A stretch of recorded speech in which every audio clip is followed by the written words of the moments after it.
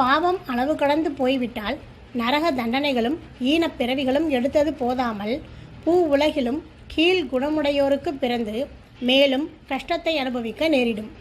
வால்மீகி கொள்ளையடித்து கொண்டு வந்ததை அனுபவித்த பெற்றோரும் இல்லாலும் அவர் தேடிய பாவத்தை பங்கு போட்டுக்கொள்ள தயாராக இல்லை. அதனால்தான் அவர் துறவியானார். இராமாயண மகா காவியமும் உலகுக்கு கிடைத்தது. சொர்க்கத்துக்கு செல்லும் வழியில் வெளிச்சமாய் இருப்பது நாம் செய்யும் தான தர்மங்கள்தான். கர்மிகளுக்கும் பாவிகளுக்கும் ஒளியே தெரியாது, வெறும் இருட்டுதான். தான தர்மங்களும் கூட இனிமையுடன் பக்தி சிரத்தையுடன் செய்யப்பட்டால் நடைபாதையானது கல் முள் என்று கரடுமுரடாக இல்லாமல் மணல் வீசும் நந்தவனமாக விமானத்தில் செல்லும்படி இருக்கும். ஏழைகளுக்கும் அனாதைகளுக்கும் தாராள மனதுடன் உதவி செய்கின்றவர்களுக்கும் முக்தி கிட்டும். தீய வழிகளில் சம்பாதித்த செல்வத்தால் தேடப்படும்